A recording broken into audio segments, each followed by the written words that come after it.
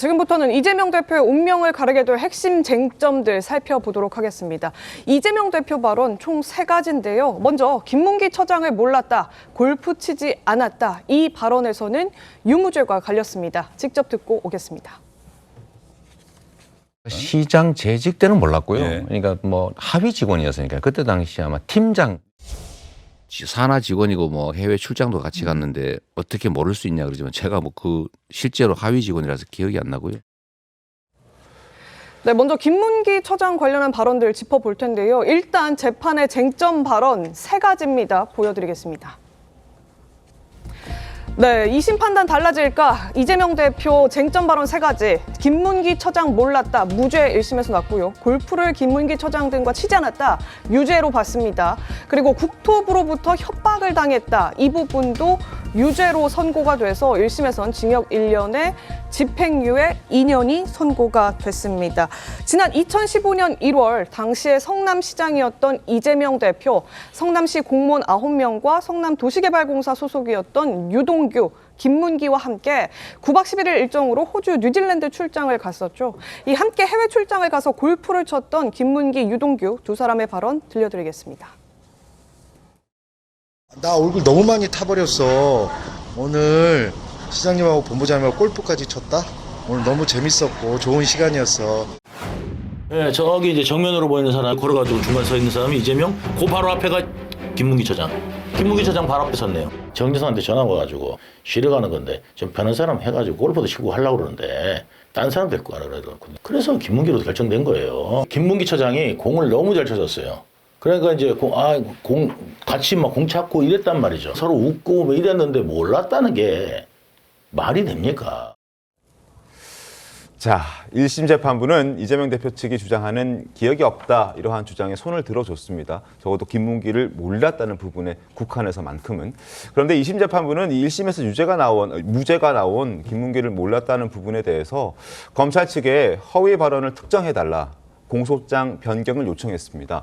자, 공소장 변경 요청이 누구에게 유리할지를 놓고 지금 현재 여야가 동상이몽 각각 다른 생각을 하고 있는데 송영은 변호사님, 이 검찰이 지금 변경한 공소장의 내용 중에서 허위 사실을 특정할 만한 내용들이 추가로 어떤 게 좀 들어가 있습니까? 지난 대선 당시에요. 이재명 대표가 고 김문기 성남도시개발공사 개발 1처장을 시장 재직 당시에는 몰랐다고 했던 이 발언들. 네? 1심에서는 공소장에서 상당히 좀 포괄적으로 쓰여져 있었습니다. 왜냐하면은 무려 8일간에 걸쳐서 4번의 방송에서 반복해서 했던 발언들이거든요. 그런 것들이 상당히 종합적으로 들어가 있었는데 이것을 지금 항소심 재판부는 어떤 부분을 구체적으로 허위 사실이라고 보는 것이냐라고 특정해달라고 했습니다. 그렇죠. 그래서 지금 검찰이 유형화를 했죠. 제가 제일 눈여겨보는 부분은 그 2018년에 이재명 대표가 경기도지사 선거에 당선되고 나서 선거법 위반으로 재판을 받게 됩니다. 이 당시에도 김문기 씨가 이재명 대표의 재판 대응을 상당히 많이 도와준 것으로 알려져 있죠. 그런데 이재명 대표가 당시에 뭐라고 얘기했냐면은 이 경기도지사 선거 후 선거법 재판 과정에서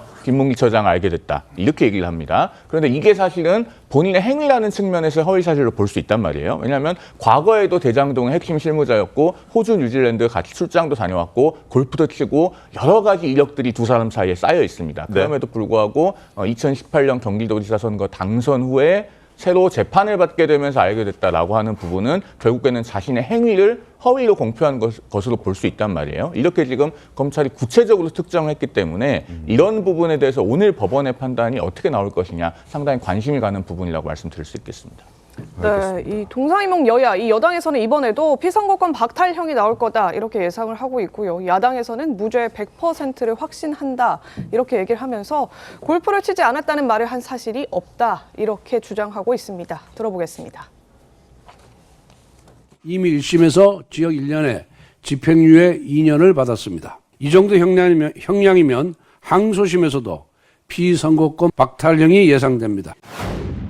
저는 100% 무죄를 확신하고요. 예. 아마 내일 선고가 그렇게 될 거라고. 이재명 대표는 김문기하고 골프 치지 않았다는 말을 한 사실이 없습니다. 예. 백현동 부분에 대해서도 백현동 사업에 설명할 때 했던 발언이 아니에요. 이것도 짜집기고. 네, 소영주 대변인, 이 야당에서는 일단 재판부가 공소장 변경을 요청한 것을 좀 긍정적으로 해석하는 것 같더라고요. 어떤 점이 그렇습니까? 일단 뭐 국민의힘 쪽이나 그 이재명 대표 유죄를 확신하는 쪽에서는 그 무죄, 이 김문기 씨와 관련된 부분에 있어서 따지고 보면은 그 부분만 공소장 변경이 된 게 아니냐고 하는데 민주당이 보는 거는 공소장 전체에 대한 변경이라고 봤을 때는 그 김문기를 몰랐다는 부분만 요청했던 건 저는 아니었나요? 이 주체나 실체적인 부분까지 따지는 게 아닌가라고 분석을 하고 있다고 알고 있습니다. 그래서 저는 이 부분에 있어서 이거를 재판부가 공소기각을 내려주기 위한 전체의 흐름을 바꾸려고 하는 거 아니냐라는 게 이제 민주당의 이제 법률가들의 분석이죠. 네. 그래서 저는 일단은 뭐 재판부만 아는 거예요. 최근에 보면은 지기현 판사처럼 구속 취소 결정이 있어서 날과 시를 본인 나름대로 판단해서 거의 제가 알기로는 보수든 진보든 간에 네. 그 구속 취소에 대해서 그런 결정이 나올 거라고 맞춘 분들은 극히 적었습니다.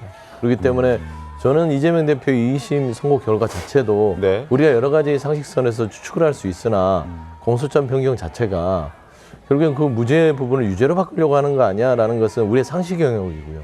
전체에 대해서의 흐름을 다시 한번 판단하겠다는 재판부의 의중이 실릴 수 있다는 측면에서는 네. 공소 기각이 나올 수도 있다라는 또 측면도 고려를 하지 않을 수 없다. 알겠습니다. 그런 말씀드리겠습니다. 임주혜 변호사님, 지금 소영주 대변인께서는 김문기 모른다는 발언 이건 당연히 포함되는 것이고 그 외에 공소장 전체에 대해서 지금 변경을 요구한 것이다 이렇게 얘기를 하시면서 기각 가능성을 언급하셨거든요. 어떻게 좀 보셨습니까? 이 항소심, 2심 과정에서 공소장 변경이 있는 것이 흔한 일은 아니라고 볼 수 있습니다. 다만 법적으로 불가능한 것도 아니고요. 결국 재판부의 의중에 따라 달라질 수 있을 것 같은데 양측 모두 본인에게 유리한 방식으로 좀 끌어와서 해석은 가능해 보입니다.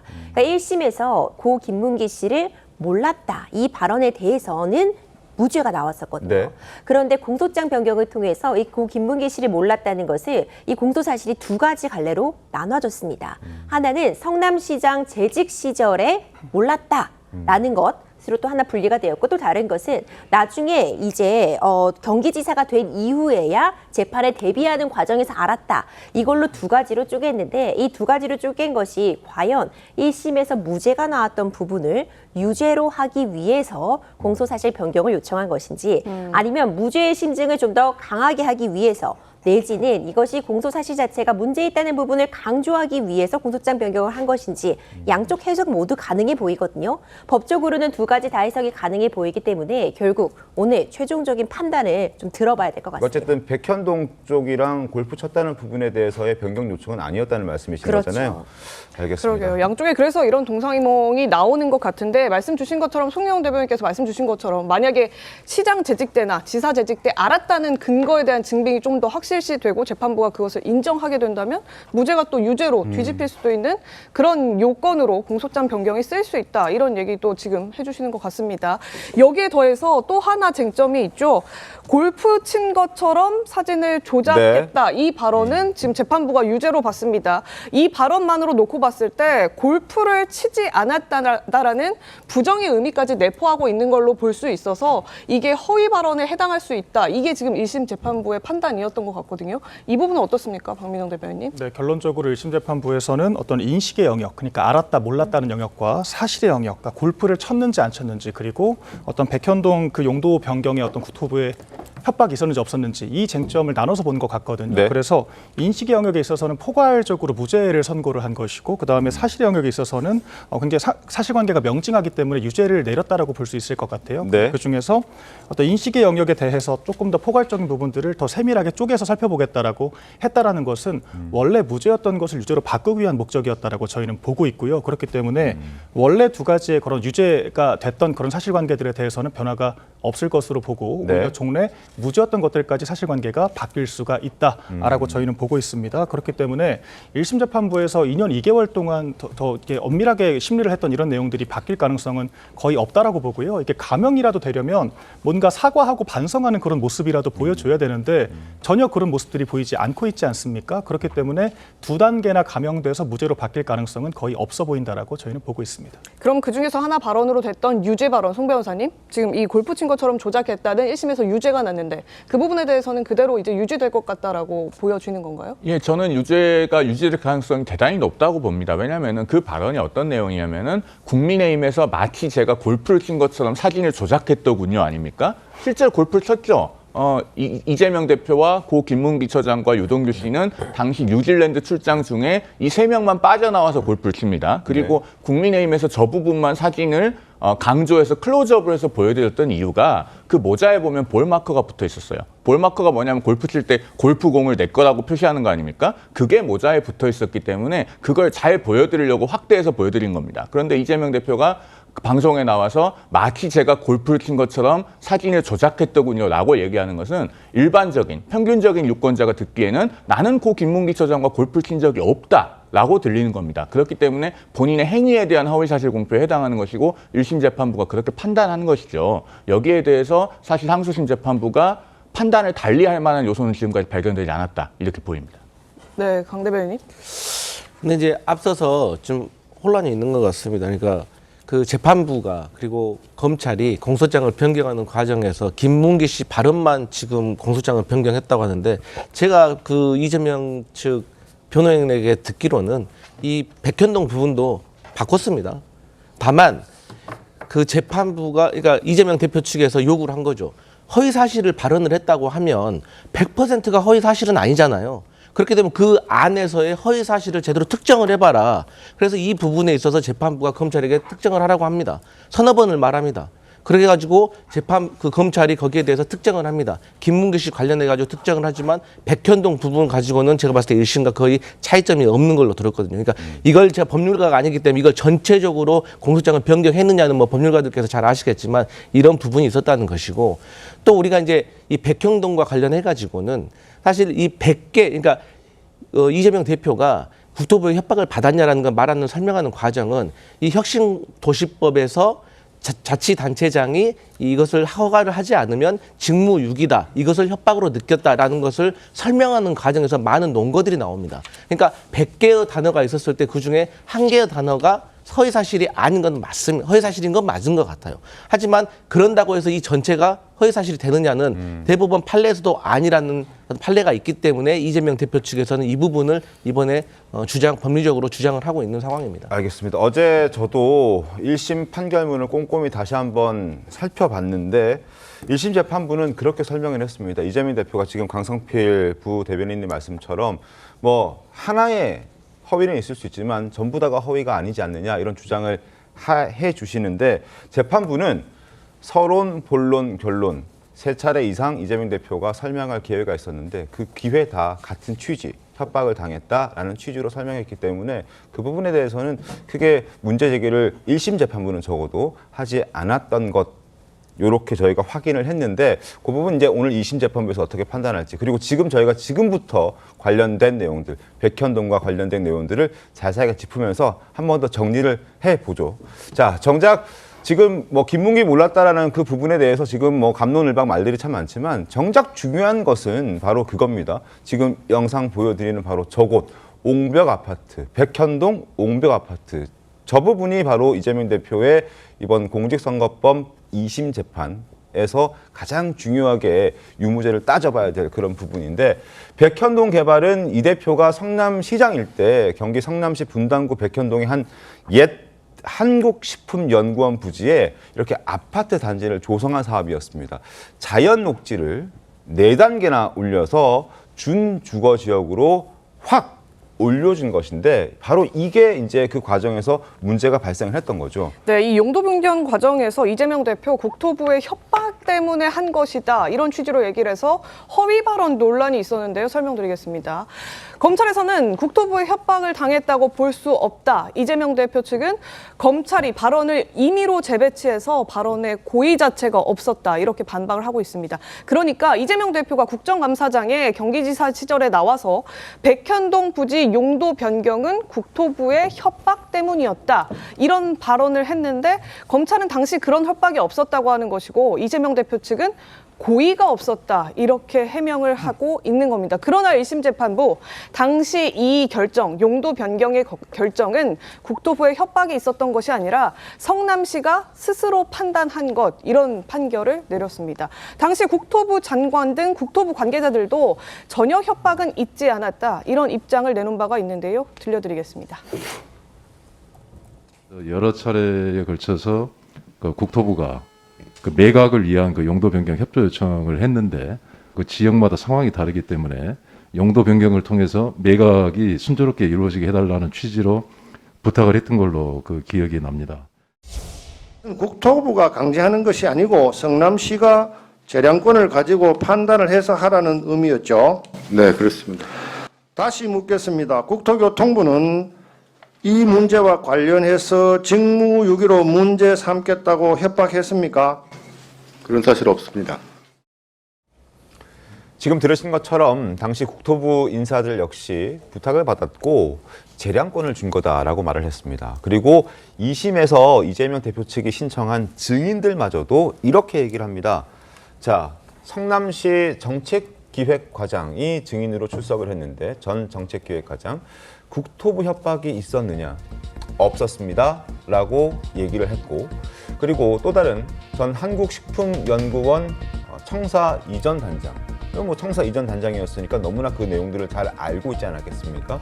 국토부가 성남시 공무원을 압박했습니까? 라고 물었을 때 아니다 라고 얘기를 했습니다. 그리고 더 중요한 것은 이 두 사람은 이재명 대표 측이 신청한 증인 2명이었다는 부분입니다. 그렇기 때문에 이재명 대표 측이 본인들에게 유리한 상황을 진술을 듣기 위해서 불렀지만 그러지 않았다는 부분 이 부분도 이제 저희가 좀 눈여겨봐야 될 부분인 것 같습니다. 송영 변호사님 어떻게 좀 보셨습니까? 법적으로는요, 이재명 대표의 발언이 선회될 수 있는 여지가 전혀 없다고 봅니다. 왜냐면은 국토부의 협박을 받았다고 단순히 얘기한 게 아니고 국토부에서 직무유기로 문제 삼겠다고 협박을 했다. 이렇게 얘기를 했어요, 국정감사장께서. 네. 그런데 직무유기라고 하는 거는 공무원의 구체적인 의무가 있어야 됩니다. 이게 무슨 뜻인지를 이재명 대표는 본인이 변호사이기 때문에 너무 정확하게 잘 알고 있어요. 그러니까 어떤 심리적인 압박을 받았는데 그것을 과하게 표현했다라고 하는 것이 지금 이재명 대표의 변명이라고 보이는데요. 그렇게 해석될 여지가 전혀 없습니다. 그렇기 때문에 1심에서 이 백현동 허위 발언 부분이 주된 유죄 부분이 돼서 징역 1년에 집행유예 2년이라고 하는 상당히 중한 형이 나온 것이죠. 이런 부분의 판단은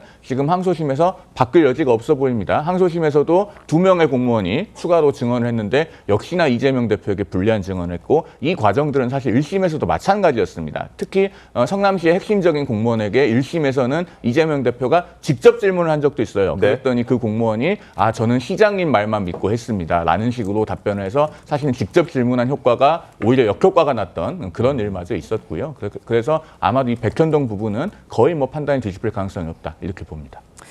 네, 그래서 이제 이재명 대표도 지난 26일 있었던 최후 진술에서 이런 얘기 했었죠. 국토부 발언 관련해서 협박에 대해서는 사실 제가 과하게 표현한 것이다. 그러니까 협박 발언 자체가 잘못됐다라는 점을 이재명 대표도 최후 진술에서는 인정을 한 겁니다. 실제 본인이 신청한 증인들조차 모두 협박의 내용이 없었다고 했기 때문에 이 부분은 이제 이재명 대표 본인도 받아들이는 것 같은데 그렇게 되면 이 부분은 그냥 유죄 1심 판결 그대로 간다고 이 대표도 생각하는 거 아닐까요? 저도 그렇게 보고 있습니다. 사실 증인들만 그렇게 이야기를 한 것이 아니라 그 국토부에서 성남시에 보냈다라고 하는 그 공문들이 있을 거 아닙니까? 그러니까 재판부에서 물증들까지 다 엄밀하게 검토해본 결과 사실관계 자체가 틀렸다라고 이야기를 판단을 했기 때문에 유죄 판결을 한 것일 거거든요. 이에 대해서 이재명 대표 측에서도 반박이 불가능하니까 네. 그 부분에 대해서는 내가 표현이 과했다라고 인정을 한 것으로 보이거든요. 그렇기 때문에 본인조차도 인정한 그 사실관계에 대해서 2심 재판부가 갑자기 이것은 사실이 아니라고 해서 무죄로 판결을 바꾸기는 굉장히 어려울 거라고 생각을 하고요. 그래서 이재명 대표가 뭐 또 추후 살펴보겠지만 이제 뭐 434억을 갚기가 어렵다는 이제 이런 읍소 전략으로 좀 선회를 한 것이 아닌가 저희는 그렇게 보고 있습니다. 네, 그 부분 좀 뒤에서 더 살펴보도록 하고요. 이 검사 출신이죠. 국민의힘 주진우 의원도요. 이재명 대표 측이 부른 증인 2명이 되려 검찰 편을 들어주고 갔다. 이런 얘기를 했습니다. 들어보시죠. 이재명 측에서 그 증거로 신청한 증인이 2명 나왔는데 다 이재명 피고인에게 불리한 증언을 하고 돌아갔어요. 백현동 옹벽 아파트는 협박 그 국토부의 협박이 없었다라고 얘기해서 오히려 검찰 편을 들어주고 돌아갔거든요. 재판 진행 경과를 보면 1심에 거의 연속선상이라고 볼 정도로 별다른 변수가 없었다. 그렇다면 1심과 비슷한 형이 선고되지 않겠느냐라는 점으로 추정이 되는 상황입니다. 그렇다면 이재명 대표는 왜 백현동 부지 용도 변경을 국토부 협박 때문이었다라고 발언하게 됐을까요? 자, 그 이유를 저희가 지금부터 보여드립니다. 2014년이었습니다. 시행사가 성남시에 계속 요구를 합니다. 2단계 용도 상향 요청. 좀 올려주십시오 라고 줄기차게 요구를 했지만 몇 년간 그 요구는 받아들여지지 않았습니다. 성남시에서 꿈쩍도 하지 않았던 거죠. 계속 거절한 겁니다. 그런데 갑자기 이 시행사가 김인섭이라는 인물을 영입합니다. 자, 김인섭이 누구냐? 바로 이재명 성남시장 과거 2014년 후보 시절에 선대위원장 출신입니다. 그만큼 이재명 대표뿐만 아니라 이재명 대표의 최측근이라 불리는 정진상 씨와도 굉장히 가까운 사람이었다는 거죠. 그러자마자 저 용도 상향이 2단계 요구했던 용도 상향이 2단계가 아니라 4단계로 껑충 뛰어버리는 겁니다. 여기에서 이제 문제가 발생하는 거고 그것 때문에 이재명 대표가 협박이었다라는 얘기를 한 것이 아닌가, 무리수를 둔 것이 아닌가 이런 해석들이 지금 뒤따르고 있는 그런 상황입니다. 자, 유동규 씨는 당시 상황을 이렇게 기억하고 있었는데요. 목소리 한번 들어보겠습니다. 네. 저한테 전화 왔어요, 정진상이. 정진상이? 예. 그래서 그거 인섭형이 하는 건데 신경 좀 써줘라. 이재명 책측근. 네. 그래서 이제 그 인섭형이 하는 거니까 신경 좀 써줘라. 딱 그러더라고요. 그러고 난 다음에 성남시에서 공문이 왔어요. 네. 도시공사 참여해서 하라고. 그래가지고 이제 그 시장을 만났어요. 네. 만났을 때 보니까 그거 저 김인섭이 거기 인섭형님 거기 끼어 있다면서 이러더라고요. 네. 그래갖고 그랬더니 그거 좀 챙겨줘봐 뭐 이러더라고요. 자, 김인섭 씨는 지난해 11월에 대법원 확정 판결 받았습니다. 알선 수재 혐의로 징역 5년 확정 판결을 받고 지금 구속 중인데, 자, 중요한 것은 대법원의 확정 판결문을 보면 이런 내용도 있습니다. 그러니까 김인섭 씨는 부동산 전문가가 아니다. 전문성이 전혀 없는 사람인데 유일하게 그 아시아 디벨로퍼라는 그 시행사가 김인섭 씨를 영입했던 이유는 바로 이재명 대표 그리고 정진상 씨와 가깝기 때문이다.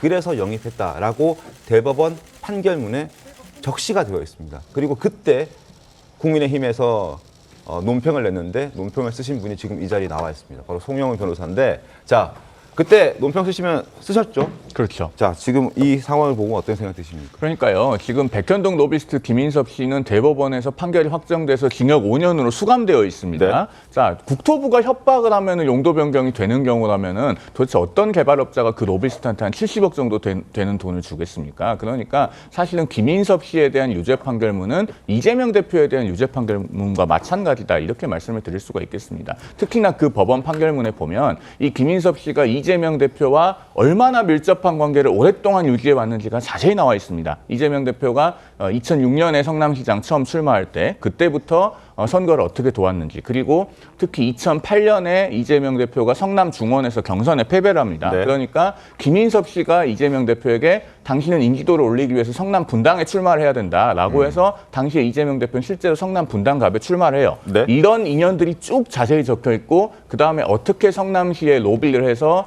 이 용도 변경이 이루어졌는지가 나옵니다. 그렇게 해서 성남시가 결정했다는 것이 그 판결의 핵심 아니겠습니까? 그렇다면은 이것은 국토부의 협박을 받아서 전대미문의 4단계 용도 변경이 이루어졌다는 이런 이재명 대표 측의 주장과는 도저히 양립할 수가 없는 내용이다. 그렇기 때문에 오늘 항소심 법원에서도 이 백현동 허위 발언 부분만큼은 이것이 허위 사실 공표가 아니라고 어떻게 판단할 수 있겠는가, 이런 생각이 드는 것이죠. 네, 이 한동훈 전 대표도요, 법무부 장관 시절에 김인섭 씨와 이재명 대표의 관계에 대해서 이렇게 얘기를 한 적이 있습니다. 들어보시죠. 김인섭 씨는 백현동 로비스트죠. 그리고 그 로비의 대상은 누굽니까? 그 로비의 상대는 이재명이었죠. 그 로비는 성공한 로비였습니까? 실패한 로비였습니까? 성공한 로비였죠. 재판부도 판결에서 김인섭 로비스트가 이재명 대표와의 특별한 관계라는 점을 인정했어요. 정상적인 어떤 판단을 하는 법조인이라면 누구나 이재명 대표가 김인섭 로비스트보다 더 중한 형을 선고받을 가능성이 높아졌구나라고 판단할 겁니다. 네, 지금 한 전 대표 얘기한 것처럼 대법원에서 김인섭 씨 판결문에 성공한 로비다 그러면서 성남시가 정진상, 이재명의 순차 결재를 받아서 민간업자의 요청을 받아준 것이다. 그러니까 성남시가 이를 결재한 것이다. 네. 사실상 판결문에 적시가 돼 있거든요. 그렇기 때문에 그 국정감사에 나왔던 이재명 대표가 이 부분 내가 결재한 게 아니고 국토부의 요청과 또 협박으로 이루어진 것이다라는 것을 증빙해야만 하는 상황에 있었던 것이 아니냐. 그래서 판례까지 가져와서 국정감사장에서 설명하고 협박이라는 부분을 강조하고 내가 이 친분이 있는 로비스트의 말을 들어서 인허가를 해준 것이 아니다라는 걸 좀 입증해냈어야만 하는 상황이 있었던 것 아니냐. 이런 해석 관보위원장님 어떻게 보십니까? 저는요, 이재명 대표와 관련돼 가지고 이 백현동에서 4단계 상향했다는 게 지금 문제잖아요. 근데 그럼 4단계를 해준 이유가 김민섭이라는 로비스트와 이재명 대표가 협작을 해가지고 쉽게 말해서 들어줬다는 거, 로비가 통했다는 얘기 아닙니까? 그러면 저는 검찰이 계속해서 이걸 가지고 파야죠. 이걸 계속 파가지고 정말로 이재명과 김인섭이라는 사람이 오랫동안 알고 지냈고 둘이 너무 가깝기 때문에 이 범죄자라고 옆에서 이 불만 피우는 게 아니라 그런 관계 속에서 돈까지 받았다. 이재명 대표가 이득을 취했다. 이것까지 증명을 해내야죠. 그런데 왜 이거는 증명은 아직 못하면서 거기서 파생되어 가지고 국토부의 협박을 느꼈다를 가지고 지금 기소를 하는 게 문제라는 거예요. 그러니까 마치 지금의 사건의 본질은 지금 공직선거법의 허위사실 공표의 문제는 국토부의 협박을 느꼈다 안 느꼈다 이걸 가지고 얘기하는데 이걸 자꾸 김민섭 씨가 돈을 받은 걸로 대법원에서도 판정을 받았고 이재명과 김민섭이 가까우니까 뭐 이런 식으로 얘기하니까 저는 이게 본질이 흐려졌다고 생각을 합니다. 아니 근데 굉장히 동의하기가 어려운 말씀인데요. 지금 이재명 대표는 백현동 가지고도 재판 받고 있잖아요. 대장동, 백현동, 성남FC, 위례신도시 이게 다 지금 한 사건으로 병합돼 있어서 아직 1심 결론이 안 나오고 있는 거지 백현동 본체에 관해서 엄연히 재판을 받고 있습니다. 그런데 백현동 선거법 허위사실 공표 부분이 가장 앞서가서 지금 오늘 2심 선고가 나오는 거예요. 이 둘은 좀 정확하게 구별해서 말씀하셔야 된다고 생각합니다. 그러니까 구분을 해서 말했을 때 그러니까 허위 사실 국토부의 협박을 느꼈냐 안 느꼈냐를 얘기했는데 왜 김인섭 씨하고 가까운 게 저는 말이 안 된다는 거예요. 자, 그만큼 이 사건이 그러니까 단순히 협박, 이게 거짓말인지 아닌지 이 부분도 오늘 2심 선고의 가장 중요한 사실 확인을 필요한 이런 쟁점이긴 합니다만 그보다 더 본론적으로 들어가면 이재명 대표가 성남시장 시절에 이러한 관계를 활용해서 불법적인 일들을 저지른 것들이 적지 않다. 이런 부분들도 시청자 여러분께서는 아셔야 합니다.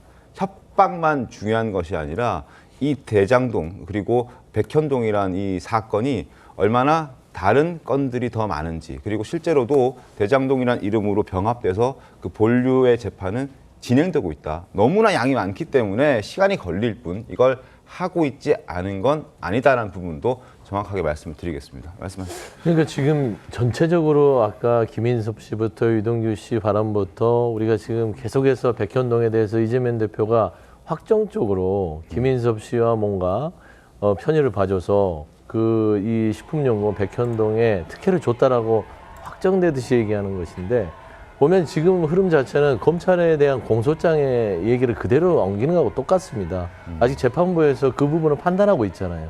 김인섭이 대법원에서 사실심을 받았다 하더라도 거기에서 이재명 대표에게 직접적으로 특혜를 받았다는 것은 그 결정문에 쓰여져 있지는 않습니다. 네네. 아마 그 정도의 의혹은 읽을 수는 있으나 그걸 읽은다고 해서 이재명 대표하고 직접적으로 연결짓는 거. 그래서 오늘도 보면은 아마 좀 구분해서 공직선거법 부분들은 이 백현동의 발언 자체가 이 백현동의 형사재판 다른 별건과 연계가 돼 있고 중요한 김인섭이 있기 때문에 허위의 그걸 숨기기 위해서 허위의 발언을 한 거 아니냐. 이런 거를 또 공직선거법 재판부는 판단할 수 있으나 아직은 오늘 오후 2시에 그 공선법에서 재판부가 어떻게 판단하냐에 따라서 또 이거는 또 다시 다른 시각으로 봐야 된다. 예를 들어서 오늘 공소기각에는 무죄가 나옵니다. 그러면은 그동안 백현동 재판에 있어서는 그러면은 그 김인섭 씨와 이재명 대표를 연결짓는 건 또 무관합니까? 그 부분은 이제 결과 나오면 그러니까 이제 선고를 보고 얘기해야지 과도하게 이걸 확정지어서 얘기하는 것들은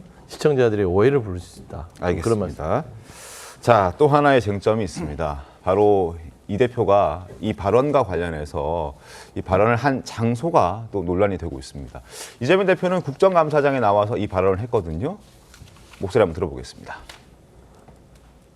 국토부 장관이 도시관리계획 이거 변경 요구하면은 지방자치단체장은 반영해야 된다. 의무조항을 만들어놨습니다. 이걸 가지고 만약에 안 해주면 직무유기 뭐 이런 걸 문제 삼겠다고 협박을 해서. 자, 국정감사장에서 증인으로 출석해서 했던 발언이기 때문에 이 대표 측에서는 저 발언 때문에 자신이 처벌받을 수는 없다라는 주장을 하고 있습니다. 화면 함께 보시죠. 자, 국회에서 증인으로 나온 사람은 이 법에서 정한 처벌 외에 국회 증언 감정법이라는 게 있습니다. 그 처벌 외에 어떠한 불이익도 처벌도 받지 않는다라고 이재명 대표 측은 주장하고 있고, 반면 검찰은 국정감사장에서 연쇄살인을 참되게 증언해도 연쇄살인죄 적용 안 된다는 이상한 논리다라고 얘기하고 있습니다. 그러니까 이 증언감정법이라는 게 이 직무와 관련된 얘기를 했을 때 그게 이제 국감장에서 혹은 국회에서 했을 때 문제가 되지 않는다는 취지지, 전혀 다른 얘기를 했을 때는 이게 법 적용이 안 된다라는 차원에서 검찰은 저렇게 얘기하고 있는 거잖아요. 임재 변호사님 어떻게 보셨습니까? 그렇죠. 이 증언감정법에 따라서 내가 지금 국정감사에서 어떤 이야기를 했는데 만약 내가 속한 조직이라든가 그 외의 조직에서 불이익한 처분을 받는다면 사실을 이야기할 수 없는 그런 측면이 있잖아요. 이런 법이 만들어진 취지를 고려하자면은 지금 내가 국정감사 장소에서 어떤 이야기를 했을 때 이 국회 관정법 외에는 어떠한 처벌도 받지 않는다는 의미가 아니라 이 발언으로 인한 불이익한 처분을 받지 않는다라고 해석하는 것이 타당해 보입니다. 네. 그리고 이재명 대표 변호인단 측에서 왜 이런 주장을 했는지 좀 지켜볼 필요가 있을 것 같아요. 지금 국토부에 협박이 있었기 때문에 내가 토지 용도 변경을 했다. 이 부분이 1심에서 유죄로 나왔기 때문에 2심에서 반드시 뒤집어야 되거든요. 그렇기 때문에 증인 신청도 했는데 사실상 어떤 소득을 얻지는 못해 보입니다. 그렇다면은 여러 가지 다른 공격 방법을 찾아야 되는데 네. 그 중에 하나로서 이 발언을 한 장소가 지금 국정감사, 이 국정감사 동안 발언을 한 것이니까 이것이 공직선거법에 적용 대상이 되지 않는다는 취지의 새로운 어떤 공격 방식을 꺼내놓은 것이 아닌가 그렇게 보입니다. 그러니까요. 그런데 이 국정감사장에서 하는 거짓말에 대해서는 더 엄격해야 한다, 이런 주장도 나오고 있습니다. 보여드리죠. 지금 황도수 건국대 법전원 교수는요, 이재명 대표의 국정감사 발언이 무죄가 된다면 앞으로 국정감사장은 소위 거짓말 룸이 될 것이다. 누구나 다 국감장에 나와서는 거짓말해도 된다라는 일종의 선례가 될 것이다. 이런 위기의식의 멘트를 남겼습니다. 네. 박민영 대변인, 이게 지금 말씀 주셨던 것처럼 만약에 국감장, 그러니까 국회의원의 활동 밖에 본인이 전에 이제 지사 때나 전에 시장 때나 아니면 외부에서 있었던 일을 가지고 나중에 국감장에 오는 지위가 돼서 그 외부에 있었던 일을 국감장에서 거짓말을 해요. 그러고 나면 이 부분에 대해서 분명히 억울한 외부인들도 있을 텐데 그 사람들은 억울함을 가지게 되고, 이 국감장에서 한 거짓말은 거짓이라고 입증받을 수도 없고 진실을 입증할 수도 없고, 이런 상황이 되는 거잖아요. 네, 맞습니다. 이 대표 변호인단 측에서 좀 비상식적인 주장을 하고 있는 것 같아요. 우리 임 변호사님께서 잘 말씀을 해주신 것처럼 그 국회 증감법의 취지 자체는 약자들이 조직의 눈치를 보지 않고 진실을 말할 수 있도록 하기 위한 그런 취지이지 않습니까? 어떤 유력 주자들이 직접 그 국회 증감법에 어떤 예외를 적용을 해서 뭔가 아무 말이나 하고 허위사실 공표해도 되도록 그 보호해주는 그런 조치가 아니거든요. 심지어 네. 이재명 대표는 판넬까지 들고 와서 의도적으로 뭔가 국토부 협박을 받았다는 분명한 표현을 했습니다. 또한 고의성이 있다는 거죠. 그렇죠. 고의성이 있다라는 것이고, 이제 국회라는 곳이 이제 증인으로 나와서 출석해서 굉장히 전파력이 있는 장소 아니겠습니까? 그러니까 많은 사람들이 노출되고 지켜보는 그런 상황에서 의도성을 가지고 허위사실 공표를 한 것인데, 이것이 법적으로 보호의 대상이라고 말을 한다라고 하면 이것은 궤변이라고 생각을 하고요. 이렇게 어떤 전문가들께서 말씀하신 것처럼 만약 이런 사례가 용인이 된다면 정말 국회가 거짓말을 할 수 있는 그런 장으로 변질될 수밖에 없다. 그런 말씀을 드리겠습니다. 알겠습니다. 요건 제가 조금 더 보충해서 말씀을 드릴게요. 일단 국회에서 허위 발언을 한 경우에도 이게 국회 증언 감정법으로만 처벌이 되는 게 아니고 과거에 명예훼손으로 처벌된 사례가 있습니다. 판례 검연이 존재를 하고, 그리고 1심 법원도 받아들이지 않은 판단이고, 2021년에 국회 사무처가 발간한 국회법 해설서를 보면 당시 민주당 출신 국회 사무총장이 있을 때입니다. 그 해설서에도 이 국회증언감정법 구조 사망에 불이익한 처분을 받지 아니한다라고 하는 것은 다른 형사처벌을 받지 않는다는 의미가 아니라고 써 있습니다. 마지막으로 한 가지 중요한 부분이 뭐냐면요. 자, 그러면 이재명 대표는 왜 저 발언에 대해서 선거법 위반으로만 기소가 되어 있고 국회증언감정법 위반으로는 지금 기소가 안 되어 있는가?